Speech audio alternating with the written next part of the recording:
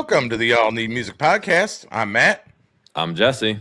And we're here tonight with Kentucky Music Mafia. What's happening, fellas? What's going on? What's going on, y'all? How y'all doing tonight? What's up? What the hell was that? So we got a little podcast action going. This is the first time that we've had 4 screens going, so it's a different look for us. But this will be fun. This Toby is our just actual jumped first on. rodeo. Right. And Shannon, we've been talking to for a couple minutes already here. Roy's busy with some other stuff and can't jump on, which is, one of those things. Life just happens sometimes. That's Roy working in that damn liquor store. I can only imagine. I can see. Right. Well, most definitely We with got him the working. forefathers here, Let me though. tell you this right now. Him with that liquor store, his ass is a nervous wreck nonstop. He'd probably rather be on here talking than doing that, huh? Right. All right. Oh, we might have froze up a little bit. Yeah, I think Shannon froze up on his end, maybe. So here we go. Oh, There you go. There we go. Okay. Technology. Taking the lodge. Yeah, it was me. I was texting. There you go. I had to tell my wife. She was wanting to know where the hell I went to. I disappeared. Oh, forgot to tell her you were going on a podcast. No, I was like, hey, I'm going downstairs in the studio. Oh, there you go. So from the get-go, it was the two of you before Roy joined the scene, right? Oh, there was at the beginning, there was like probably, how many of us, Toby? Man, there was at least 7 or 8. And there might have been a couple more hanger-oners there at the beginning, like up to 10 to 12. But yeah, There was a bunch of us. There was quite a few of us. Yeah, there was a whole bunch of us. It originally then, started out. But then when we started recording music and actually doing shit, everybody else had something else to do, or they couldn't be there, or they couldn't make it, or I mean, it was never not a disagreement in music because it never got that far. They never showed up. Okay. Had a lack of commitment. It was time to put in work. They hop ship. Yeah, pretty much. It was pretty much. They didn't. I mean, I had one guy that was a guitarist. He was like, oh, I didn't know that you was going to take it this serious. And I'm like, yeah. Like, what did you think I was doing? For this fun? Like, we want to play at a coffee shop for tips? Right. Right. That's not what I'm trying to do, man. I'm not trying to be a cover band. Like, I'm trying to build a career here. Right. I get that. I mean, I've met people in music that's what they want to do, right? They want to work a 9 to 5 and play for fun. And, that works for some people, and other people are hungry and want to just keep going after it and turn it into something bigger. Well, when it's a passion, it's something different. I mean, a lot of these people we knew when we got into doing this, where you could tell that they were doing it as a hobby, just something to kill the time, something that they were into that they just like doing. And when that hobby wore off, or that shine wore off, you could tell that they just weren't in it anymore. When it's a passion, it's different. It's in you the whole time. There's no getting rid of it. There's no putting it on the back burner. Well, I have to do this. Yep. Right. It's in the heart, and you want to let that go. So, yeah. So then, you guys went from, big numbers like that down to just the two of you, and then added Roy to the mix after that, right? Yep. Well, we went you for guys about 2.5, 3 years, almost 3 years before we added Roy. So we started. Just the two of you. Yeah, 3 years before we added Roy. It was just us. Well, we had another guy that started with us, but we're not going to mention him. He just doesn't come around. No bad feelings. I just don't know what happened. Got a woman and disappeared. He's somewhere. He's somewhere cold with him. He's somewhere cold.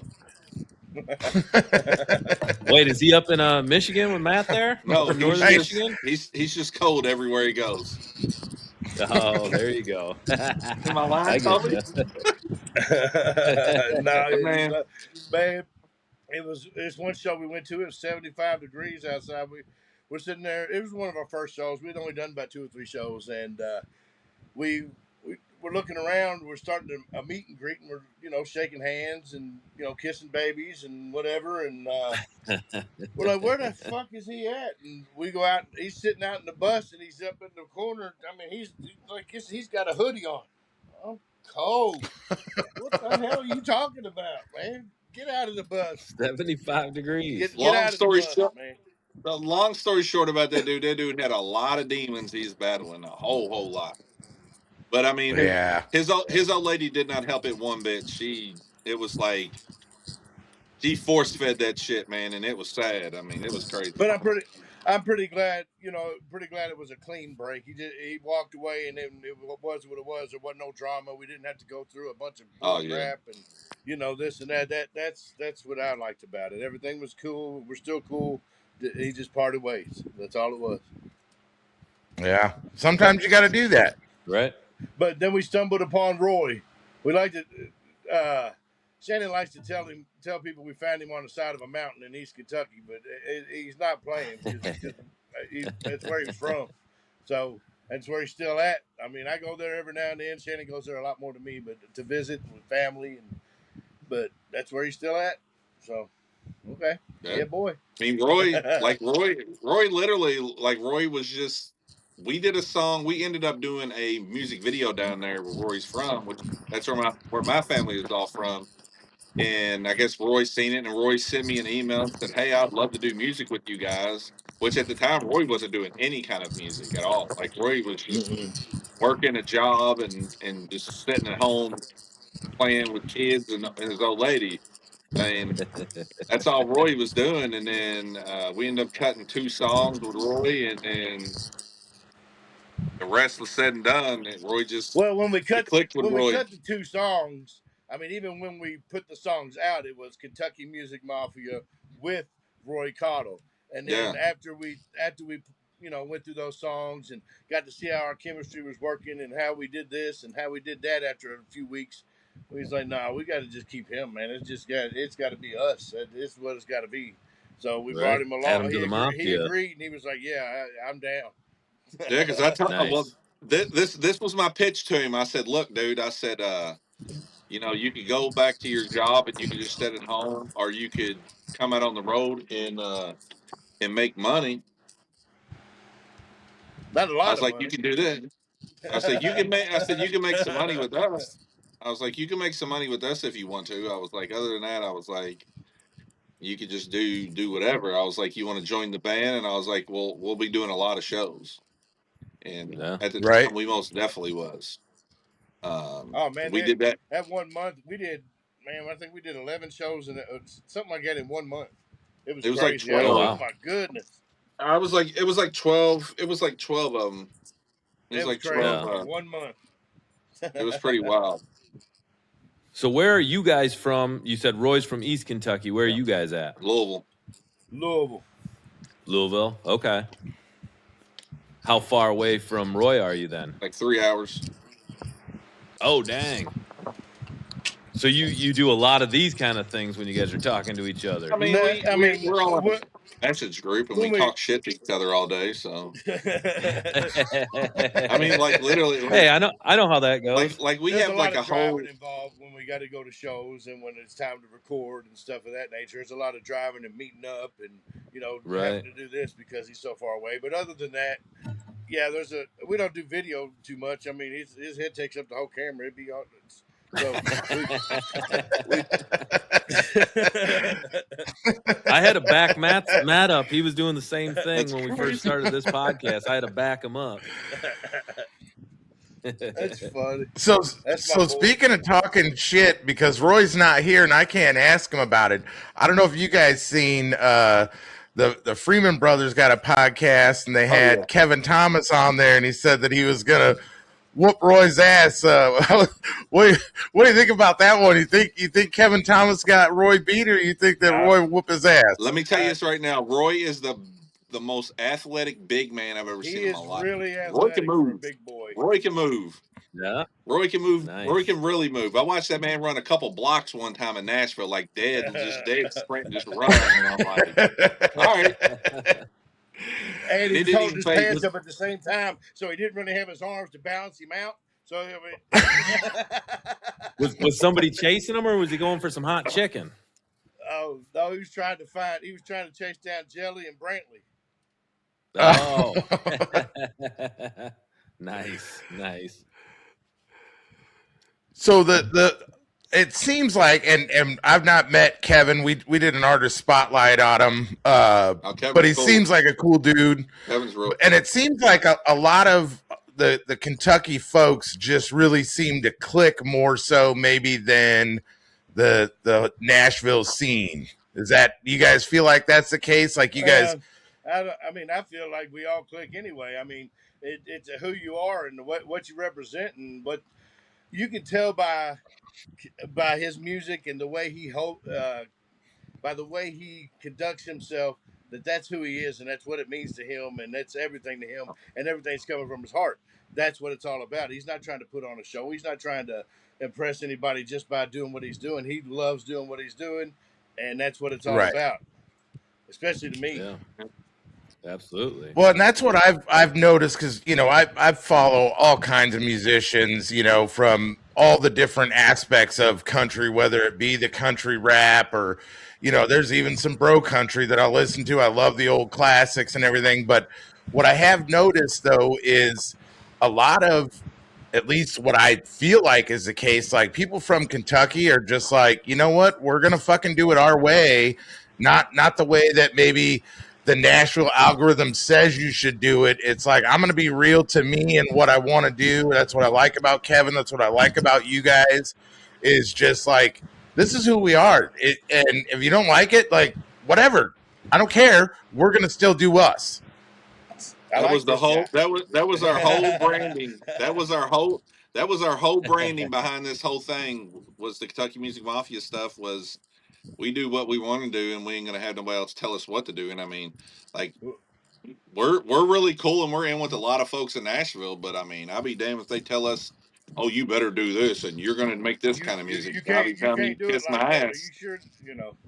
Right. Yeah, it ain't happening with us. I tell you this right now. We'll march our ass right back to Kentucky into our studio and record whatever the hell we want to do. Whatever the hell we want to.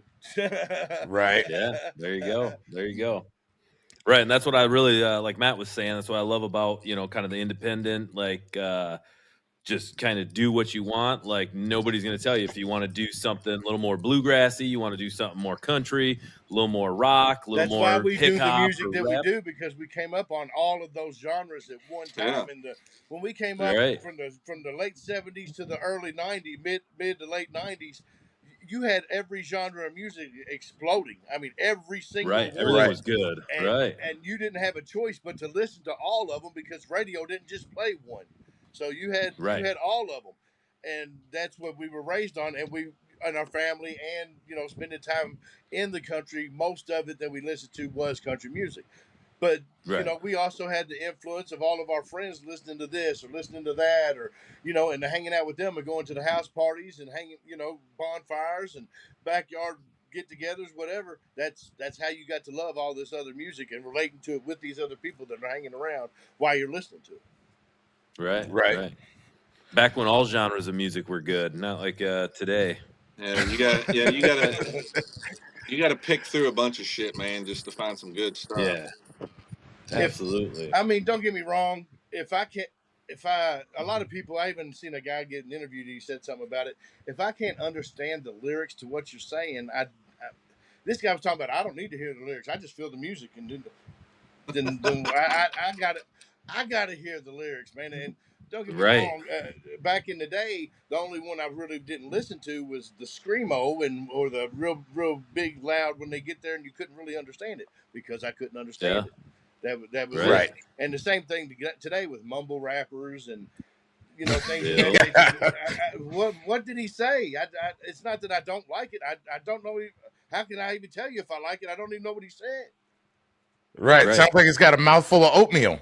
Right. And if you just feel the music, then you're actually feeling the beats and the production. It's nothing to do with that artist. He's just mumbling. Yeah. I understand that that's some people's style, and that's that's what they do and how they do it. But I'm not a fan of that style. I think the lyrics need to be clear, and not only do they need to be clear, they need to tell a story or send a message, or just try to resonate with someone that is listening to the song, because that's why the song is there in the first place, for someone to listen to it.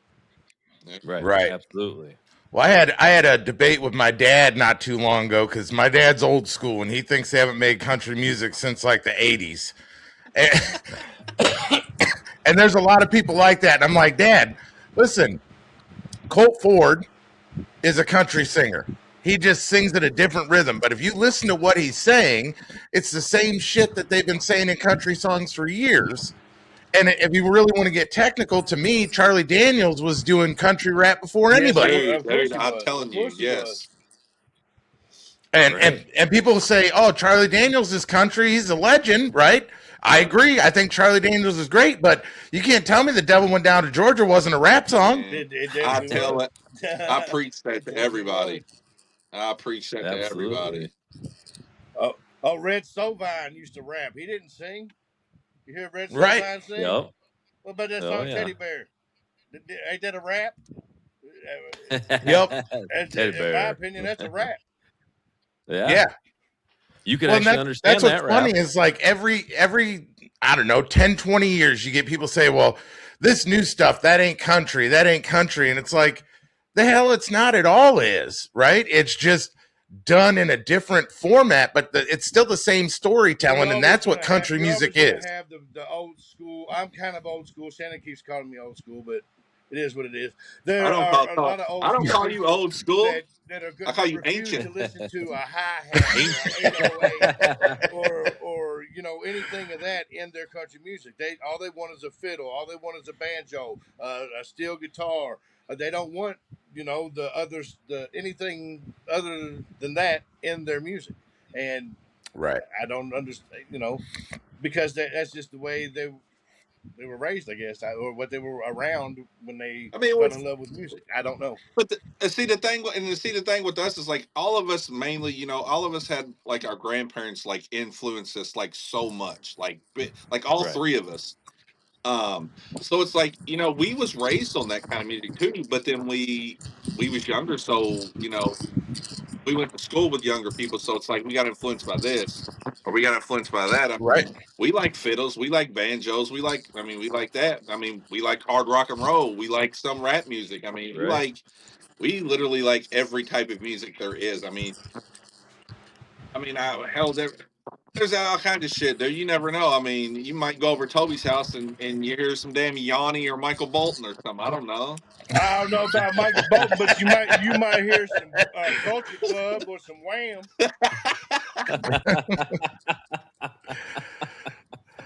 See, and I'm not going to hate on that because I grew up, my parents listening to country music. My dad was a Hank Sr., Charlie Pride, like a lot of the old school Charlie stuff, and I Pride's love that awesome stuff. artist. But, when I was younger, then NWA popped on the scene, and I grew up in California. And so then it was Snoop and Dre and Too Short. And so that was a huge influence on my music. Dude, you want to know? Young, Seriously, you want to know who my first rap artist ever was that I ever heard, and my first CD I ever had in my life, literally, Yeah. was Spice One. Wow. okay. Spice One, Nice. and I'm not even joking. Like when I rap, like whenever I try to tell people, they're like, "Who is your like influences for rapping?" And I said I said my high pitched voice. I mainly got it from Too Short. I said because I just kept on and kept on and kept on, like I would just mimic Too Short. And I said when it started doing like I started doing fast rapping, they was like, "What'd you learn from like Bone Thugs?" And I said, "No, Spice One." I said because Yeah. Spice One used to go 187 and 187 and 187 and posse. I mean, that's where I got it from. I said I Right. used to get all my stuff like that. See, the first Yeah. raps I heard were on 45s. I had. I'm Told not y'all, playing. I had the Toby. rappers good by Hob. Told you. I had Will Smith. Parents just don't understand on a 45. Toby was one of see The y'all didn't Fresh know Toby Prince. was one of the survivors from the Titanic too.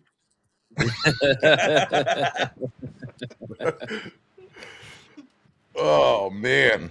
I think him and Matt might have went to school together then. I was going to say, it sounds like Jesse's always calling me old, saying that I'm the ancient one and he's young and yada, yada. Well, and we're like 3 years difference, but he acts like I'm 100 years older. 90s, 13, to, 13, not 3. Dre and this and that.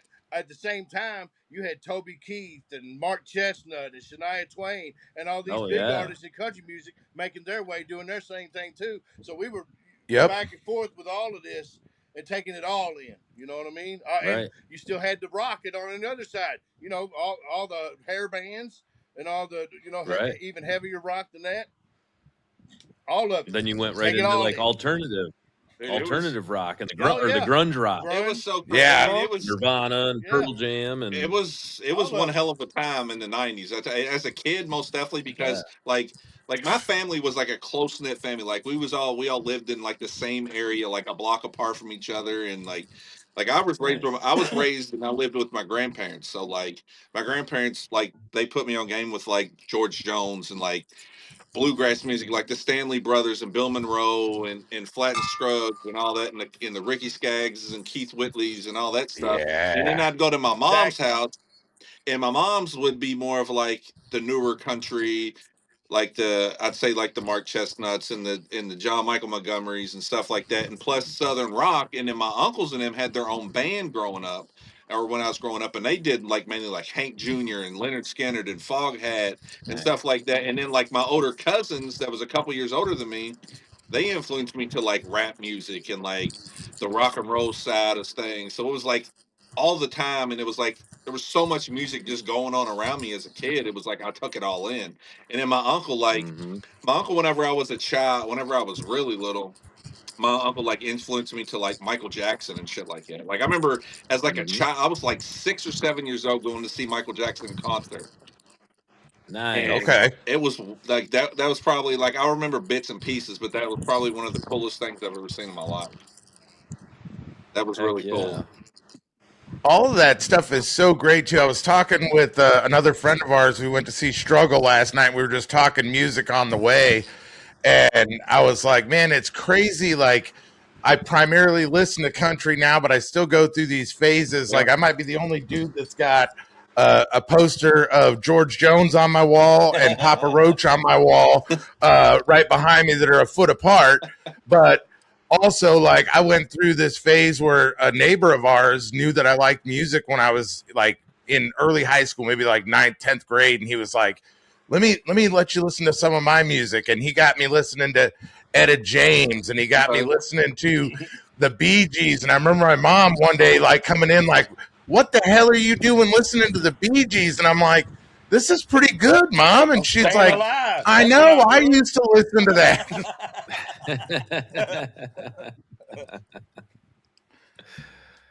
Grew up on the Bee Gees. No, I mean, I think music is so, it transcends everything, right? Yeah. And so no matter where you come from, no, I don't think anybody's just solely influenced by one genre and that's it, and they don't hear something else and still feel it. I mean, right? You have some people that like we'll get comments sometimes and like, oh, that's not country, and I'm like, no shit. Like, no shit, it's not country. Like, I tell you what, I wrote there's a lot country song a few weeks ago. There's a lot of people out there like that. And Shannon ran it through this AI generator just to see what it would sound like. And he played a prank. He ran it through as a modern pop. And I'm gonna tell you what, that's one of the best songs I've ever heard. And I wrote it. I said, what is going on? I'm gonna tell you this right now. AI is like extremely scary, like when it comes to stuff. Like it's pretty absolutely like I've the past couple months, man, like I've went and just like try to, because like I'm a music nerd, so it's like I went and try to just study it and just like see what I could do with it, just see certain things. And I'm like, I'm gonna take some of the songs that I've wrote or like songs that we have done, and I'm just gonna remix them, put them as different genres, see what it sounds like. Yeah, and I'm like, dude, that's fun. Like, oh my gosh, dude! I'm like, y'all have to hear this shit. I'm like, this shit is crazy sounding. I'm like, dude, yeah. So awesome. I'm not a songwriter by any means. I will not claim that, but I've written a couple of songs. One that I wrote trying to just like process my brother dying a couple years ago, and then one that me and a buddy got together and we wrote, and then another friend of ours was like, I put it into that Sono or Suno, right? That's what we're talking about. I'm like, listen to this. It actually sounds like a good fucking song. If I had somebody with a good raspy voice, like this would be a great fucking song. And my buddy's like, you should tell it to make it a disco song. And so I did, and he's like, I fucking love that. I could dance to it now. I'm a songwriter. Right. Right. You could use, that's the thing, there's so many people out there that gets butthurt over that whole AI thing. And I'm like, man, you got to use it right. You got to use it the right. But there's a lot of people who do take advantage of it. And like, they're just like, they'll let AI like write the lyrics and shit for them. I'm against that. Like that's not cool at all. Like you're not, like, I've had so many people like hit me up and sending me these songs. And I'm like, did you write it? And they're like, no, I used AI. I said, I'm not doing that. I'm like, I can't use something that a computer wrote for you. I'm like, if you wrote the song, then that's totally different. I was like, but don't just use it to just steal the shit and just do whatever. Because I mean, there is a lot of people out there now that are doing that, and they're putting the shit out, and like they're going like #1 on Billboard with this shit. And I'm like, this is insane. I'm like, it had See, my where I brain don't working as a business person. I'm like, man, maybe I should just like do this shit and put it out. I'm like, maybe it could be like an extra income. where I don't worry about it lasting long term from that standpoint is you can't go see AI perform. And people that love music want a show. And I'm not going to go stand there and watch some fucking hologram and some speakers, right? Like that ain't what I want. I want to hear you do your song, and I want to hear you, because it doesn't matter how long you've been doing it, how good you are. Sometimes you're going to fuck up. And I love seeing when artists fuck up, because that's real. And AI don't fuck up, right? It's just going to play what you tell it to play, and that's it. And so it'll never take off from that standpoint. I do have an issue with the songwriting side of it, of like, hey, ChatGPT, write me a song like my dog died and my girlfriend left me. And like, okay, fuck that. That's garbage, right? That's that right there is where like I completely draw the line, because like, what kind of fucking, like, how can you even like as a person like feel that? Like, real, I mean, how can you really like? Because I mean, it's not you writing the shit; it's a computer writing it for you. So I'm like, how can you even like really feel that inside to even think that's okay? Like, right? How can you stand behind that when you didn't go through that personally, or know somebody that went through it personally besides the robot behind the computer? Yeah, I don't. And that's the thing with songwriting, is I'm a sucker for a writer's round, because I love hearing the stories behind it. So if I were to play, if I played you that song about my brother, I could tell you like, hey, this is about my brother. He drank himself to death, at fucking 47 years old, and that should have never happened. And this was me trying to process it, make sense of it, and that's where this song came from. And then people relate to that shit. If you go up there and you're like, so this is a song that ChatGPT wrote for me last Thursday, and here it goes, I'm gonna be like, get the fuck out of here. I wouldn't. I would not. There ain't no way. I couldn't do that. There's no way in hell. No. Right. And that's where, when people are like, oh, AI is going to take over the industry, I'm like, artists have nothing to really worry about with AI. It's new, it's scary, because there are possibilities with some weird shit that people just don't understand yet. But when you look at the big picture of music, people are drawn to music because of the way it makes them feel, and AI has no feelings. And so it will never be able to impact people the way that other people's lived experience can. Yeah, right. I agree with that 100%. Right. And I don't think any real songwriter that's claiming to be a songwriter, whether it's in Nashville or anywhere, is going to feel good about presenting a song to an artist that had AI help them write, and then keep a straight face and be like, oh, there's shitbags out there that would do it. Do you know who Blanco Brown is? Yeah. Yeah. Okay, he was with BMG.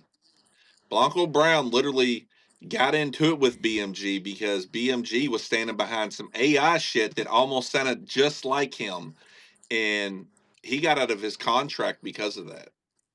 Because Really? BMG stood behind this shit. Wow.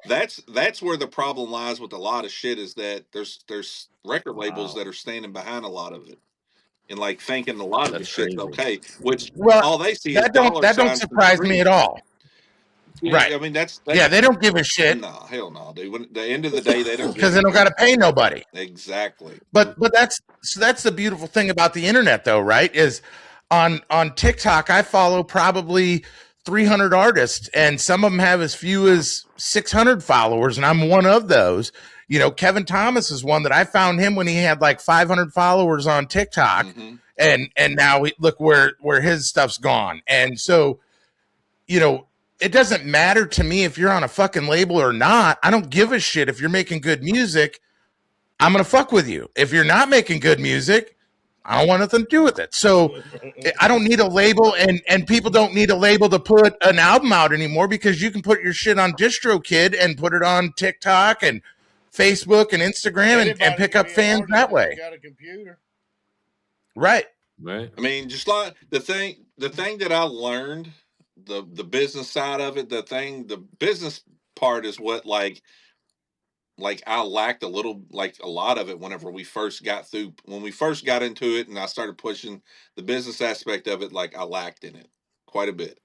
Once I started learning like the whole, the sync licensings, the publishings, the writer shit, all the way down to like just royalties and just every possible thing. It's like, and in the marketing thing too, it's like, okay, an artist can put out a shit ton of music, but the thing is like, and this is where like a lot of independent artists that are like fuck the record labels and fuck this shit, and I'm like, all right, dude, I understand where you're coming from, but at the end of the day, the record labels control the fucking streaming places. They control the fucking charts. They control every bit of that. I said, so like, if you do not have money to put behind your shit for marketing, you're fucked. No matter what's going on. Right. I said, because what will happen, and I've been watching it because TikTok is a motherfucker with it now. TikTok literally has changed since whoever's taking it over. And I guess these record labels are feeding them fucking money. I know they are. They're like, okay, this person needs to go viral. This person needs to go viral. This person, because it Right. used to not be like that. Facebook used to not be like that until now. And it's like, okay, it's all about the money.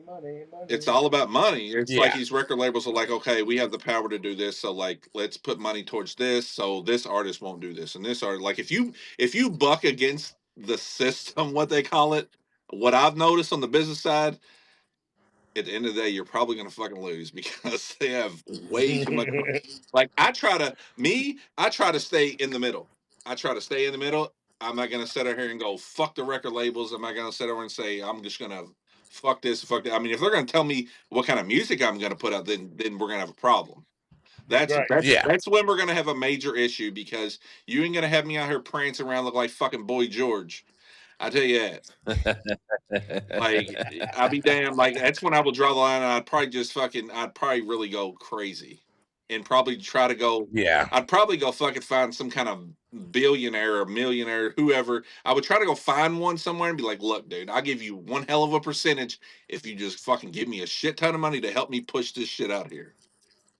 Right. Well, and that's what, really needs to happen. And the record labels, when streaming took off and the internet kind of took off, they lost the control. Before, you had to sign a deal because they were the ones sending the albums to radio, and that was the only way people would hear your shit. So if you didn't have a record deal, you weren't going to be heard on the radio. No one would know who you are. I mean, it's still now like that. anyone can consume your stuff anywhere. And I'm not going to dog on Morgan Wallen for Morgan Wallen. Like, I've seen him live. I don't think he's a bad dude or whatever, but he's playing a show in Michigan at U of M, and Ticketmaster, and hopefully this doesn't impact you guys negatively. Those guys are shitbags. I can't stand them. Dude, I agree and with you they're 100%. ruining I agree with you 100%. They're I'm telling ruining. you, they fucking feed them Yeah, all they're this shit. ruining live music. Dude, that shit is ridiculous. Like, how the fuck? They How are you gonna literally let those charge? bots run shit. Dude, I've like literally went and bought tickets myself to shows, and it's like the fees have cost more than the fucking ticket. Yep. I'm like, how is that even like how is that even fair to anyone? Well, make this make sense. You go buy those tickets and you turn around and resell them for 2 and 3 times that much. And they're charging you, when you bought them, they're charging you the service fees based on that ticket price of say like $100. Now that ticket's $300 and they're charging service fees 3 times what you paid. And it's like, bitch, you already got your money. You don't get to get it again. That ain't how this works. So they encourage that scalping mentality and allowing all of these bots to go in and buy up thousands of tickets. Their dollars go up. Right. And so you know what I do when that happens? I was going to take my daughter to see Morgan Wallen at U of M. I thought it might be a cool experience at U of M, the big house, tickets. I'm sitting there in queue for 3 fucking hours, kept saying, oh, can't add to your cart, can't add to your cart. All of a sudden ticket prices triple and I can add to my cart. And I said, you know what? Fuck you, we're not going. I got a small 600 cap venue that's an hour and a half away. I'm going to go to 7 shows now instead of 1. Right. Absolutely. I mean, it's ridiculous, like how much that shit costs. I mean, some and most definitely for like some of these people, some of these people they can't afford that shit, and like they're spending like their whole week's worth of fucking paycheck to go to a show. Like, how is that even fair to a fan? That's why, like I tell like a lot of people, because there's a lot of people like whenever they talk about shows and shit, and they're like, "Well, how much is meet and greet?" And I was like, "Dude, let me tell you this right now. I don't give a fuck how big we are. I don't give a fuck if we're George Jones level." I said, "I will never charge somebody to meet and shake our hand." I said, "What the fuck kind of shit is that?" I said, if my management came to me or a record label came to me to do, I'd tell them to suck my ass straight up. I said, dude, we are people just like them. Just because we do music, whatever. Who gives a shit? I'm a person just like them. I don't give a shit. Come and shake my hand. We can hang out, whatever. Like, but don't be on no weird shit or nothing. We're known to go out and walk. We'll go out and walk around the building and walk down the line. People waiting in line and thank them for coming in. Give them a CD or a flyer or something. That's so cool that you guys are like that. I mean, because there's been quite a few times that we've tried to just go and get a meet and greet and take a picture with somebody for our personal photo albums, but then also maybe throw up on the podcast like, hey, I just met these guys, but then there's some of them $100 for a meet and greet. You want to know what's crazy? $75. You want to know what's crazy is that it ain't even the artists that are doing that shit. It's either a record label or their management that is in charge of that bullshit. And sometimes it's the promoter. Right. And the promoter will do it just to get his money back from the show because he lost. We had a show one time, and like we had no clue. All of a sudden, the show shit goes out, and all of a sudden, there's like a meet and greet thing for like I forgot how much it was, and I'm like, hold on, dude, no, that is not cool. Like you could pull that shit because I had no clue about it, and that wasn't in our contract. Yeah, they didn't tell us about it. Yeah, so I'm like, you're not going to charge people to meet us. Like, I don't think so. That's not happening. I was like, I'll fucking go out there and stand out there with them the whole time. I don't give a shit. Right, especially when you guys aren't even getting a cut of it, and they're just putting it on themselves and everything. I ain't cool with that at all. Right. There's a show coming up not far from me, and I'm not going to dog on the artist because I've met him before, and he's a super nice dude. It didn't cost me nothing when I met him before, but they released a thing on his own socials that meet and greets are $100, and he's not a superstar artist. All right, he's good, but he's not up here. And my all-time favorite, anyone who's listened to the podcast knows I've said it a million times, I love Jamie Johnson. I've met Jamie a couple times, never paid a dime. I wouldn't pay $100 to meet Jamie Johnson, and he's my favorite artist like ever. So why the hell would I pay it for somebody that's not my favorite artist? It's like you already charged me $100 for a ticket. Well, now you want me to pay another $100? Yeah, what they're doing, a lot of these people when they have these meet and greets, they're targeting these people that brought $300 or $400 with them. They want them to do a meet and greet. They want them to buy a shirt. They want them to buy 6 drinks. They want them to come back, get a CD, get another all this. That's who they're targeting when they do this meet and greet stuff. Right.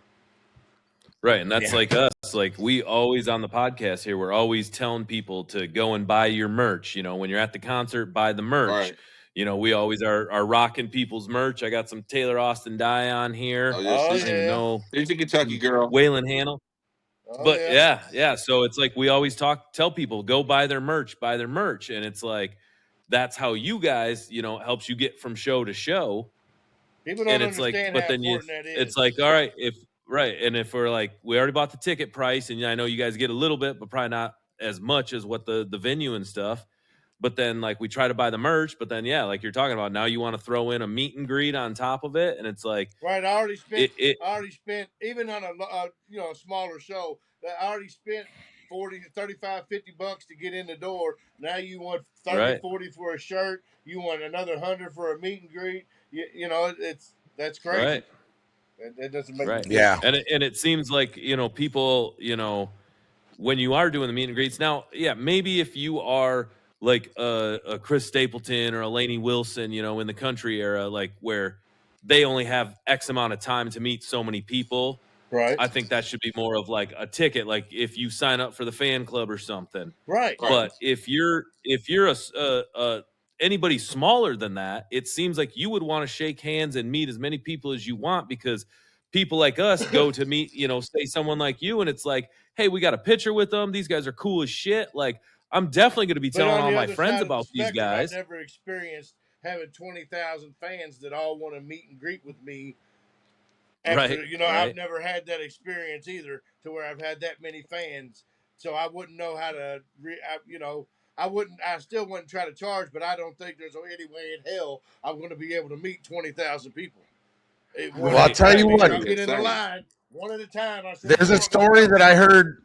I heard a story years ago about Garth Brooks at CMA Fest one year back when they used to have it at the fairgrounds. And he sat there at a table for 23 hours signing autographs and meeting people. And I thought, man, that's the coolest thing ever, to sit there and make sure you're going to meet everyone in line. And then, you know, you got other people that just blow you off and walk on by like, I got shit to do. I'll tell you this right now, man. Garth would be the person to do that, even still to this day. I'm telling you. I've met Garth and hung out with Garth.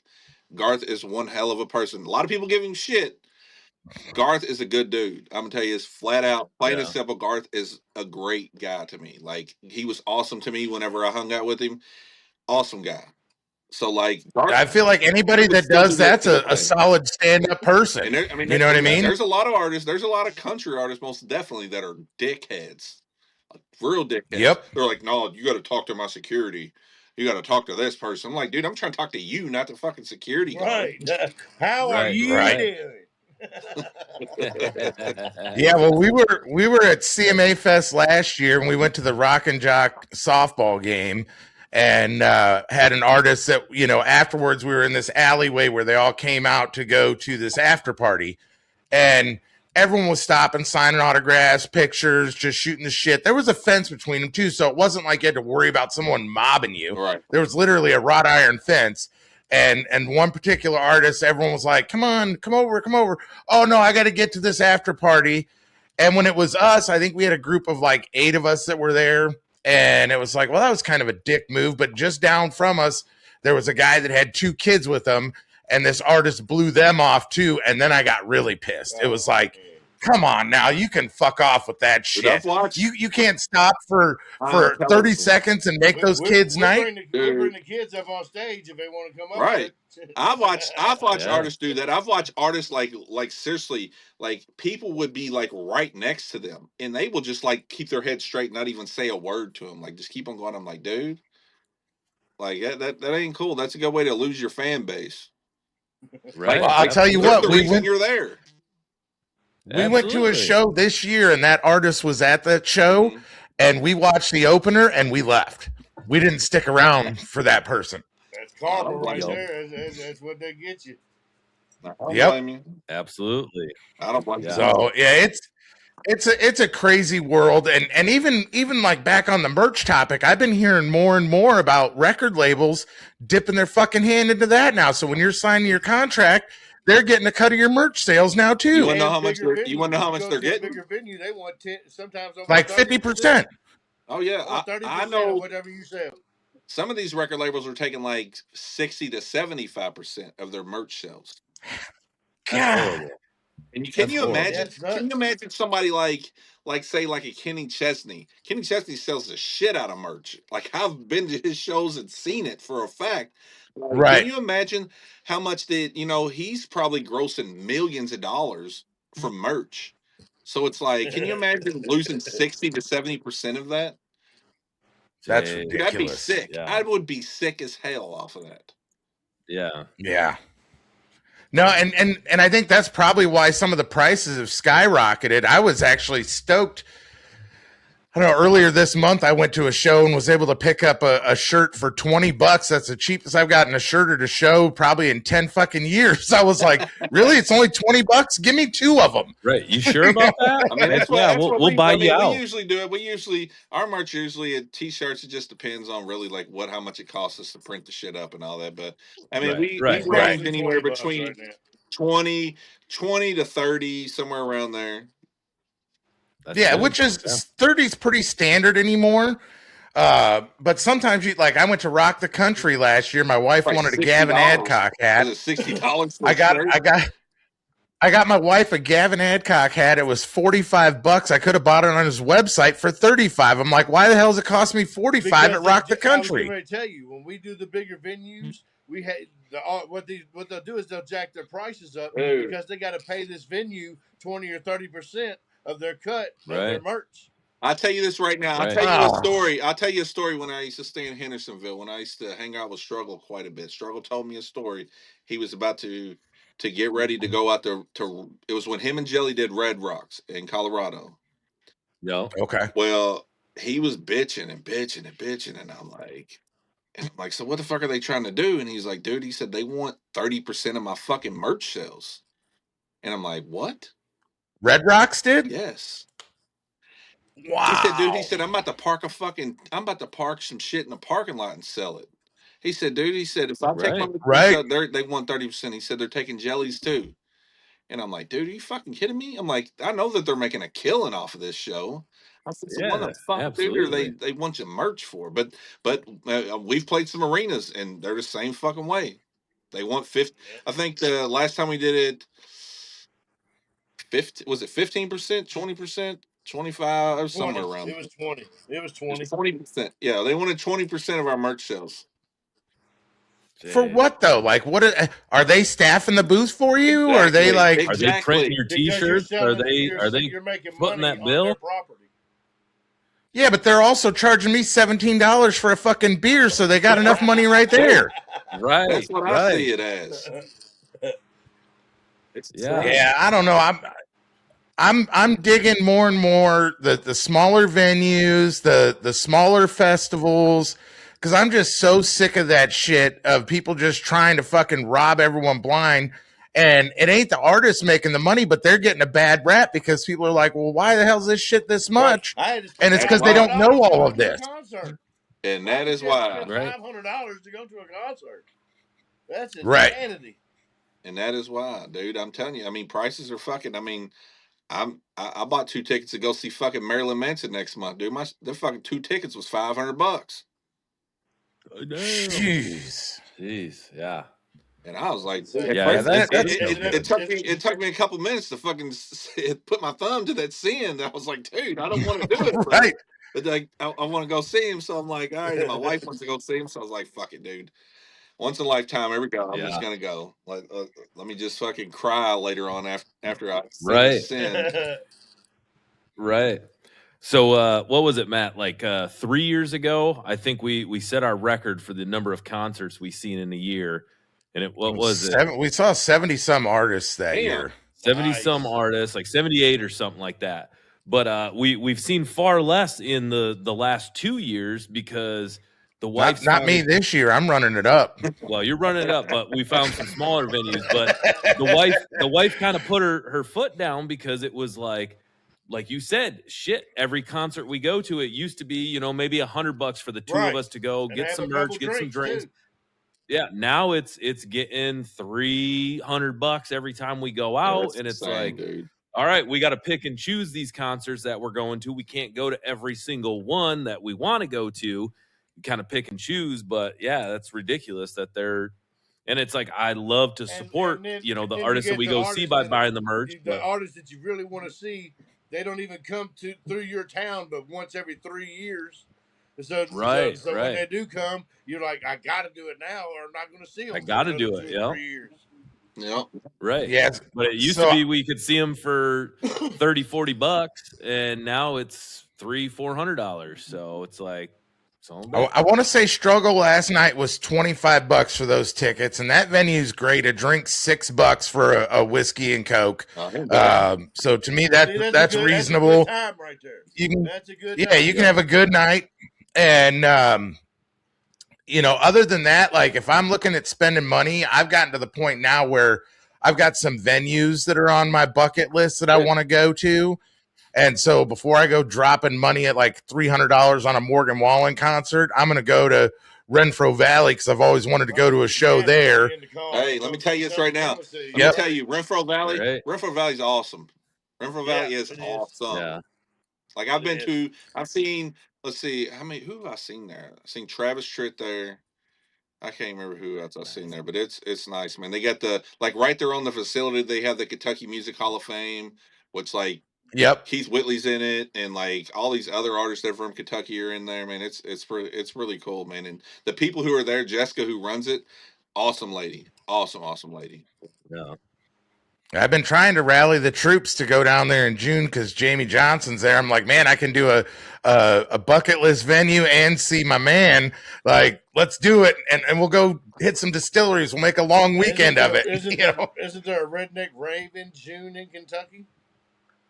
I don't know. I have no clue. I believe. Or no, it's in West Virginia. What's that? That's in West Virginia. Okay, West Virginia. I thought it might have sounds fun.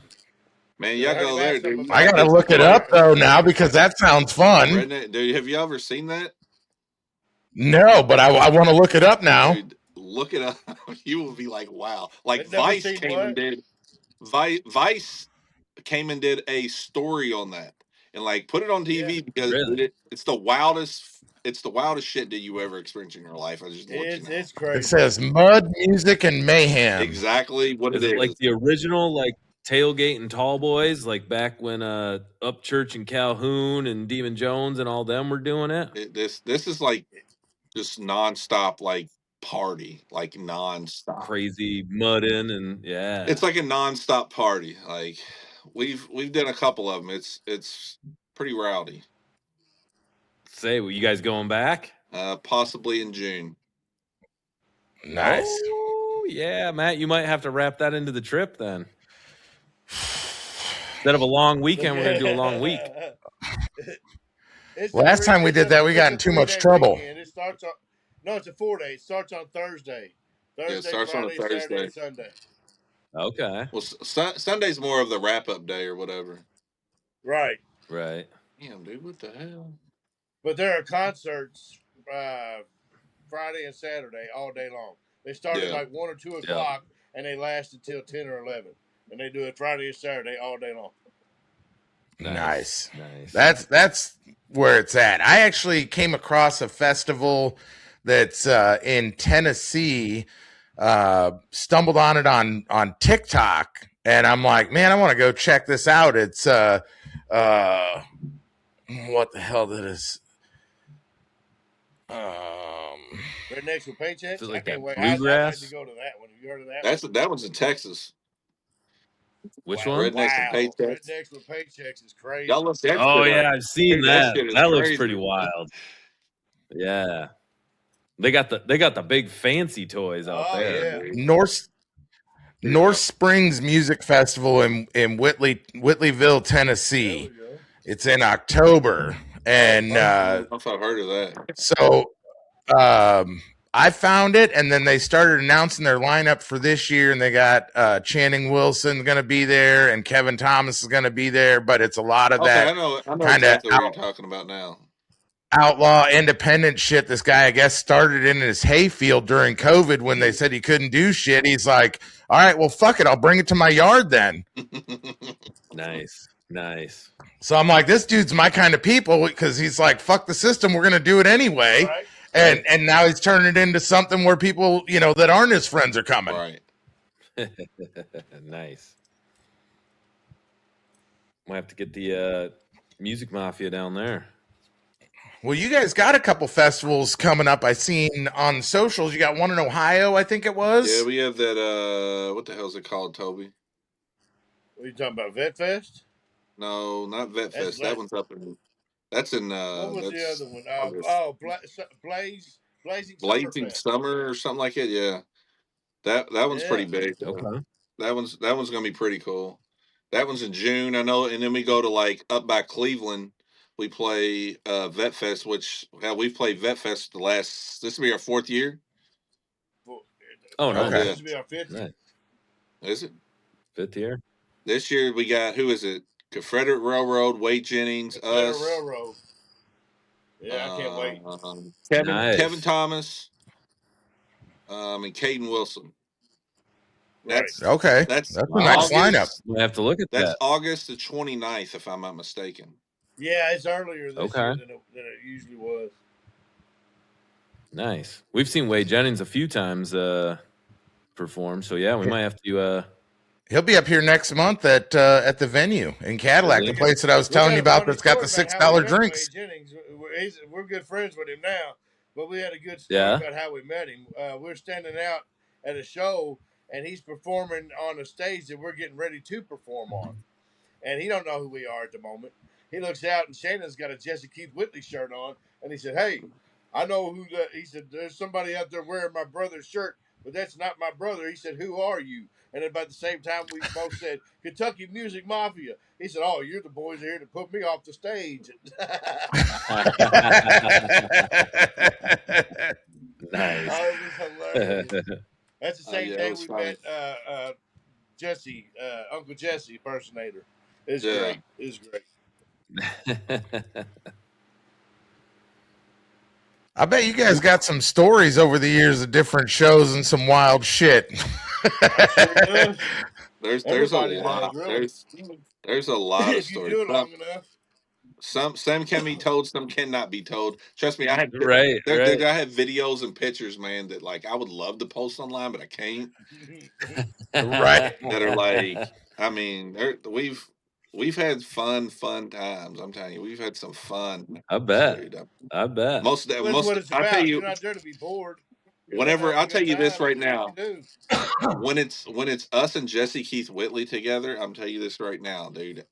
It all shits off. Everything's no holds bar, dude. It's full throttle with everything.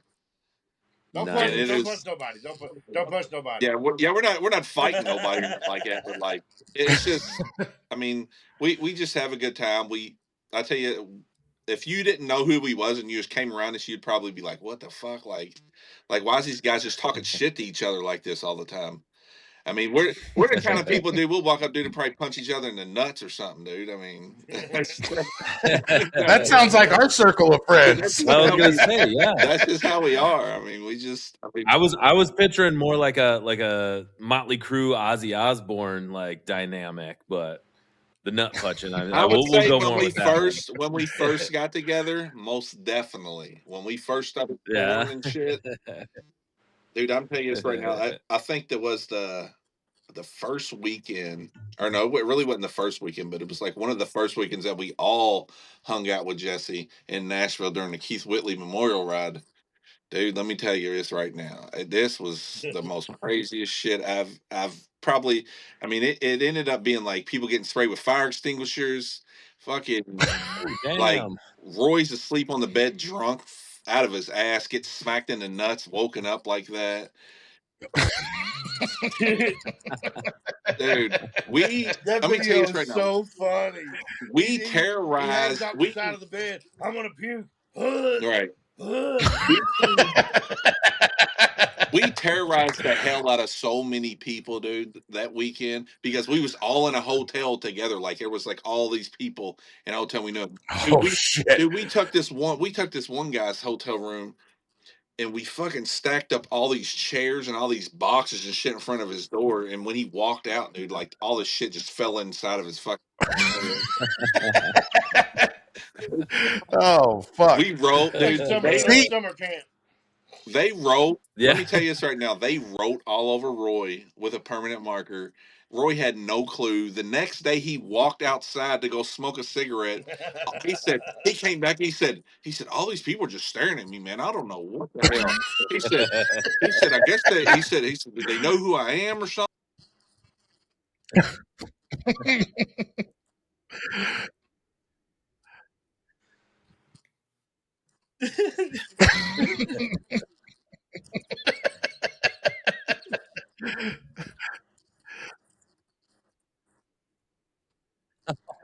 Oh shit! Dicks all over him. Like he had shit like rolled all over him, dude. I was He done like, went down to have breakfast, bro. He done went down to have breakfast. Dude, painted his nipples black with a permanent marker. Like the next day, I asked Roy the next day, man. I said, Roy, how you feeling right now? He said, dude, my nuts are sore as hell, and I just feel like shit.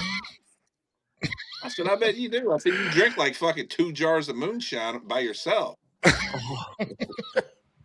Damn. I gotta take a time out and pause this and give a shout out to one of our members of the All Need Music podcast, Damn It Dan. You better watch out. This is what happens when you pass out drunk. Right. So we're gonna think we took a couple notes. That's the PG friendly stuff we can tell you. We did that to Roy twice. The second time after that, Roy said, fuck y'all, I'm padlocking my door to my hotel room and y'all kiss my ass. And like after that, Roy really don't. I mean, Roy drinks a little bit. Like me and him would drink a little bit together. Yeah, but he like, don't do it no more. He don't do it as much as he used to. He was getting like one night in North Carolina. He was really fucked up that one night, boy. He forgot to close the door to his hotel room. He's running around in his boxers and shit. And I'm like, dude. And then he ended up passing out. I said, we about to fuck him up, dude. I said, man, look, he woke up the next morning. We stacked all the stuff on him. We took all the lamps and the chairs and everything in the room and put them on top of him while he's laying in the bed. Drew all over him. Drew a big ass dick and like Superman emblem on his chest. Put like on his wrist. Oh, dude, I fucking put lotion, like drops of lotion, like all over him. I opened like a condom, put it on his leg. He woke up the next morning scared to death. Scared to death. We had this. What we had? It was like a piece of wood. It was like a piece of wood from like a park bench. I stuck it between his legs and shit. He said, "Did I have sex with somebody?" I said, "No, Roy." Oh my God, I'm scared to death.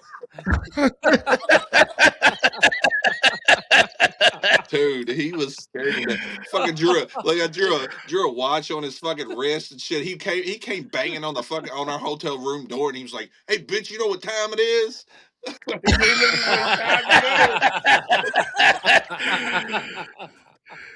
Oh god damn.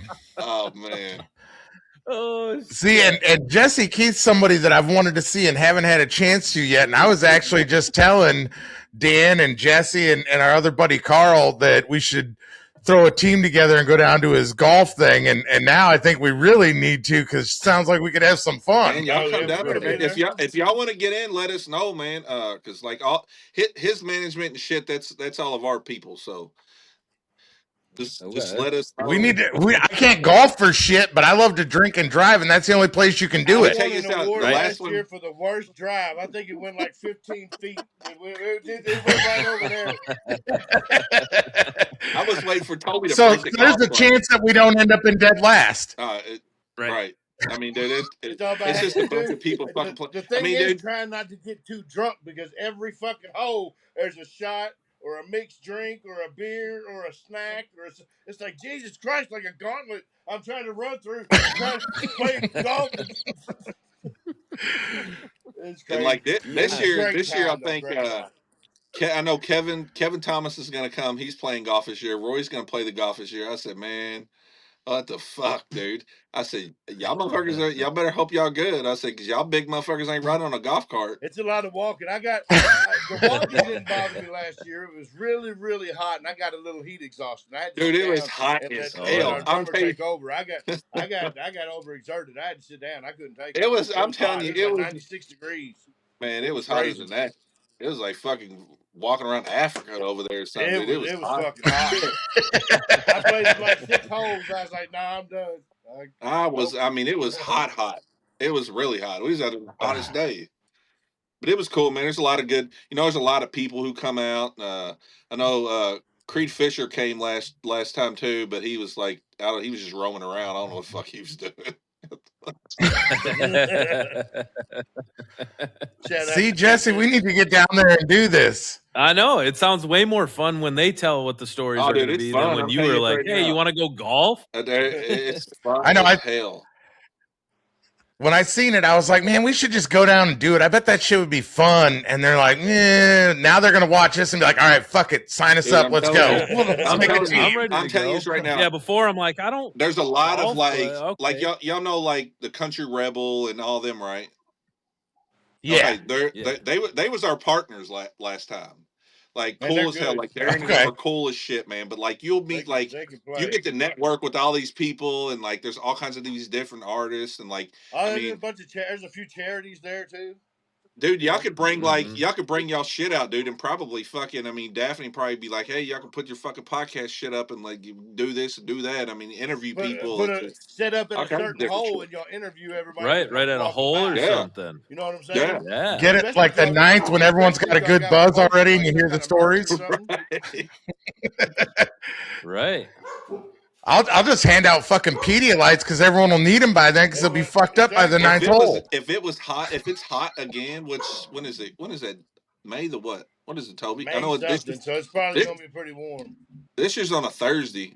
I don't know why the hell it's on Thursday this year, but it's on a Thursday this year. I know last time it was on a Saturday, but it's like May something. I forgot when it was, but it's fun. Let me tell you, y'all should do it most definitely. It is some fun shit. Yeah, that would be awesome. It's a good time, man. Just like I said, just for the networking and the experience and the fun. Right. Just for that. It's awesome, dude. It's one hell of a time. Matt will have Pedialytes. I'll have whiskey. There's plenty of alcohol. Oh my goodness. Yeah, there's a lot of shit. There you go. Whole lot of shit.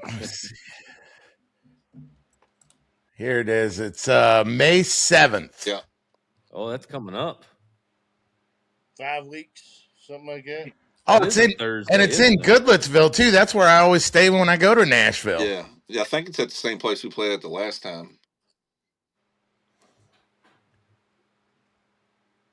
It's a hell of a we need to figure this out. Coordinated, set up really nice. Yeah. Everything was smooth and awesome, dude. I mean, besides being fucking, it was like hot as fuck, like nonstop. Yeah, that was the problem. It was really hot. I just kept drinking, dude. I was like, "Fuck this shit! I'm just gonna keep on drinking." Me too. I was hot and drunk as hell. I was waiting for Toby to boat Jackson a fucking golf club, dude. I was ready to fucking. I was like, Toby was over his knee or something. Oh shit! Well, I think we probably got to wrap this up. As much as I don't want to, we've already taken up over an hour of your guys' time. Oh, you're good, buddy. If you guys want to keep talking, I'm a talker. Jesse's a talker. We can keep talking. I always just feel like I'm robbing people of their time, and it's like if you guys are cool with sticking on, we can run it longer. Always bring us back up, Bubba. And we try and get Roy in this time, and then we have even more. Hey, there we go. Right. Yep. Well, yeah, let's real quick before we try to wrap up. I know we talked about a couple of the festivals you guys have coming up, but what can people expect out of? Because we always talk to our followers and everything like that, and make sure they're following you guys. And are you any plans of the Midwest coming up here, or what is your near future look like as far as shows? A whole bunch of plans right now. We finally I finally got everything back to where it needed to be. We kind of ventured off where we shouldn't have ventured off there for a year and a half. It kind of screwed us in big time screwed us with a lot of stuff. But like, Okay. we're back where we belong. Okay. So like all our show shit is like going back in order to where it needed to be. We're in the process. I know that they're in the process of booking a tour for this fall, actually. Nice. So Nice. I'm not for sure who it's Well, going we'd to be love to with. get out west, man. I'd love to go see Cali and Arizona or Las Vegas or any. Yeah, go out west. I mean, I don't know about Seattle. It rains a lot there, but Right. I'm hoping, with the people, if we end up doing it with probably who I was told we'd do it with, I'm pretty sure that we're going to be at a lot of places. Most definitely, like, yeah. for some odd reason, we can't stay the hell out of Ohio. I don't know what it is with us. Like, it seems like we just get booked in Ohio all the time. Yep. But like, Yeah. Ohio. I mean, the main thing is like I want to travel and do a shit ton of shows. Like I told my booking agent, I said I want to touch every state this year. Nice. I was like, I want to touch them. I don't give a shit what it is. I don't give a shit. I said I'll go play at a fucking bluegrass festival. I'll go play at a fucking whatever it is, some kind of punk rock, whatever. Which, if y'all have not checked out a band, there's a band that is a punk rock bluegrass band called Watertown. Y'all check them out too. They're badass. Watertown? Yes, I'm telling you, they blew my mind. Like I thought these guys was about to just do some punk rock shit, the way that they looked, and just all of a sudden they start fucking singing bluegrass music. I was like, what in the fuck just happened? Like I was like mind fucked. Like I was totally mind fucked by this dude. Like it was insane. I'll have to check them out because I like bluegrass. I just seen the Creekers here a couple weeks back, another Kentucky group. They're killing it I right love now. bluegrass. Yeah, they're killing it. The Creekers are good dudes. Yes, they are. Yeah, they are. I was out there shooting a video in the parking lot at the Machine Shop, which is down in Flint. It's a 500 cap venue, and they come out and see me shooting. We had done a podcast kind of spotlighting them, and not with them, but just about them. Right. And they were like, "Hey, you want to come back to the green room and have some drinks?" And I was like, "Fuck yeah, I do. Let's go." And we ended up recording. I don't know if you ever heard of Billy Hubbard, but ask Billy Hubbard about our green room experiences. Well, what we need to do is we need to get your booking agent to bring you guys up to the venue in Cadillac up in our neck of the woods, and we get fucking party up here with you guys too. Dude, let me tell you. Let me tell you this short story before we wrap up. So we did a show at the Pikeville Arena. It was us, Struggle Jennings, Lakeview, and Colt Graves. Well, all right. Y'all know who Billy Hubbard is, right? Yep. Okay, well, we invited Billy back to the green room, all that, and all this. So, like, we had like a couple people from West Virginia come, and they was like, "Man, you get us backstage." I was like, "Yeah, man." I was like, so I had a security guard. I was like, let them through. Let them come back here with us." Because they brought us a bunch of moonshine, and I was like, "Get the moonshine." Okay. Billy's like, "Let's see if it got a blue flame." So, like, we're in our damn green room, and like Billy takes it, pours it in the lid, puts it on the counter, lights the son of a bitch up. Blue flame comes up. We cannot get it to go out for nothing. I mean, it was a foot tall, 14 inches tall. I thought we was gonna burn the arena down. Put a little too much moonshine. I thought the arena. Well, it was like 100. It was like 100 and something. It was proof. 190 proof. Yeah, 190 nice. proof. And it came from the Hatfields and McCoy's distillery, actually. Right. Oh. I've got a handle of 190 proof stuff back here. Dude, let me tell you this right now. And he couldn't put it out. Oh my God, dude. He couldn't put it out. He kept trying. It took him like 30 seconds to put it out. Yeah, it don't go out when you just like tap on it. We try to do everything, throw water on it, like do all kinds of shit, and like it would not go out. And I'm like, oh my God.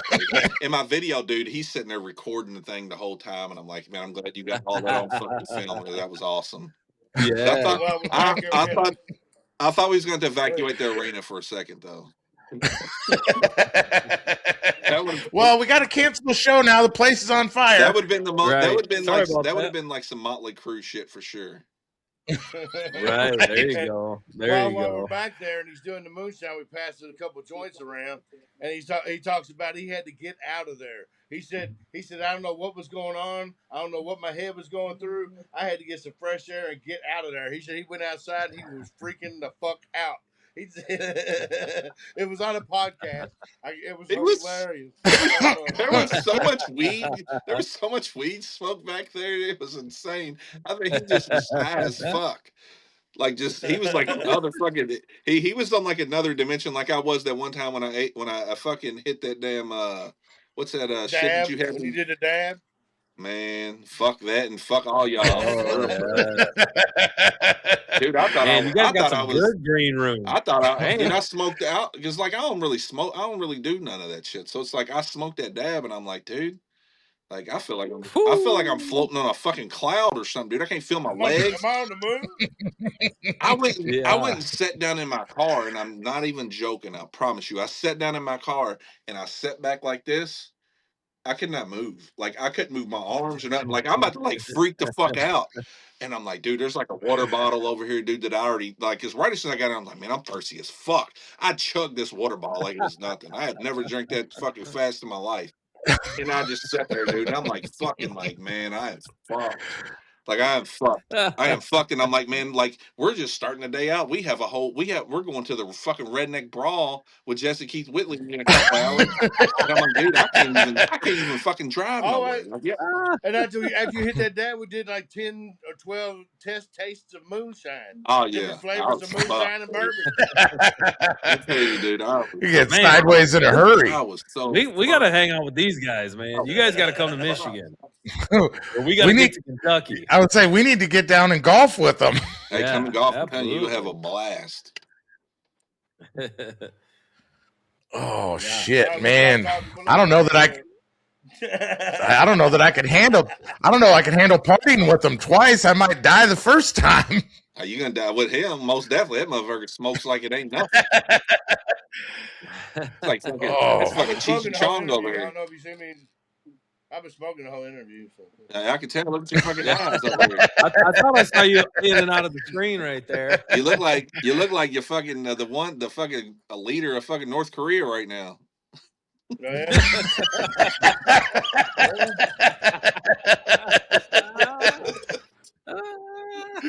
Oh shit! Oh man, I tell you what, this has been fucking fun. Yeah, it's been a good time for sure. Anytime. I haven't laughed this much on a podcast. I don't think one that we've done yet that I've laughed this much, man. You guys, no, holy shit! Oh wait, you got what y'all doing? I was about to say, what y'all doing April the 18th? Oh yeah, 18th. April 18th. I don't know what day of the week is that. Saturday. Yeah. April 18th. I don't got shit on my calendar. Sold out show at the Troubadour in Nashville. Oh yeah. Yeah, we have we literally have a sold. It's been sold out for a couple months now. But we got nice. we got some VIP tickets and shit. If y'all want to come, let us know. I'll make sure y'all get in there. Won't have to pay for shit to get in there. Oh god damn it! Yeah, you won't have to pay for shit. Nope. All right. Well, listen, Jesse knows I've got a strict fucking rule. All right. And my rule is what, Jesse? You don't turn down free concert tickets. That's a strict rule. I enforce it with all my friends when I'm like, listen, I got you. Just go. I want you to go and have a good time. Oh, I got this. Like, you know the rule. You can't turn down a free concert. So I guess I'm going to Nashville on April 18th. I mean, if both of y'all come, y'all want to do a podcast from there, whatever. Too. Come hang out, do whatever, you know. It'll be quite a bit. Hopefully, I mean, I'm trying to get quite a bit of like bigger people that are going to be in town. I'm trying to invite them, try to get them to come too. I've got confirmed by a couple, so hopefully I get all of them to come. Yeah. Megan, I'm going to Nashville in April. If you don't want me to say something now. She didn't say nothing. I didn't hear nothing. I got video proof she didn't say no. I didn't hear honey, can I go to Nashville in April? No. I say, I'm going unless there's an issue. Speak now or forever hold your peace. Right. She didn't say no, so it's a green light. All right. Well, I'm going to definitely hit you guys up in the emails, and we're going to touch base on that for sure, because I'm always looking for a reason to go to Nashville. It don't take much to get me to want to go. So I'm definitely down with that. But thank you guys so much for jumping on. Like I said, this was a ton of freaking fun. Like, I loved it. This was great. Anytime you want to back on, just let us know.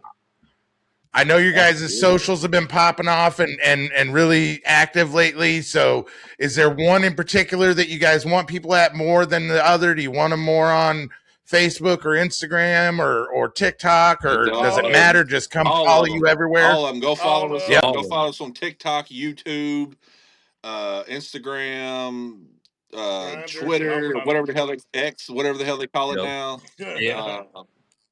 Everything. I mean, we're in our music is on every platform. We have music videos. We have everything. We're about to release a bunch of music. And here's where we'd like a lot of people to go. Go to YouTube and subscribe to our YouTube. Yeah, we need a lot more numbers on our YouTube. So, and it's not just that. Not only do you get to hear the music, we got like 30 music videos up there, and a lot of them ain't cheap videos. There's a lot of good production and good music videos, so you get to hear the music and see the videos. So go subscribe to our YouTube channel. That one that we did with Peter Keys from Leonard Skinner, that cost quite a bit of money. Okay. Got to pay them bills. Yeah, and we'll link all your YouTube pages and everything when we put this out on the YouTube as well. Okay. So make sure you guys are going on and following, subscribing on all platforms, but definitely on the YouTubes, and check them out there. So, and then on you guys got website, right? Toby does on OnlyFans. Mike Concho spreads his butt cheeks and shit. It's feet only. You don't even know it's me. I already subscribed to that though. Can't even tell. Oh, shit. Yes. All right, well, make sure you guys are following them on all the socials, especially hit them up on YouTube and subscribe to the channel there. Instagram, Facebook, TikTok, X, all the works. Hit them up on all of them. They're interacting.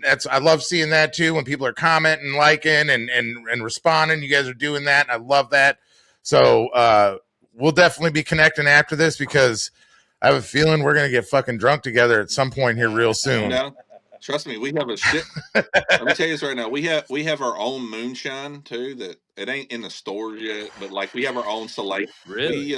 We have a lot of it too. We have a lot, like different flavors, different flavors and shit. So we'll have all that in Nashville with us. Okay. Oh man, I'm interested, because I myself make my own moonshine, and that's probably the most watched thing on my my television is moonshiners and everything to do. I'd say that's we know Josh on there. Josh is a good buddy of ours. Do you? Hell yeah! I was just gonna say Josh is like your people. Yeah, Josh is a good dude, man. He's come out and hung out with us a few different times at shows. That's awesome. Nice. That's awesome. Well, when we end this here, you guys stay on here, though, because it'll take a minute for all the audio and video to finish uploading. So we're going to sign off for everybody else, but we'll stick around with you guys for a couple more minutes here. And we will catch you guys next time on Y'all Need Music Podcast. Later.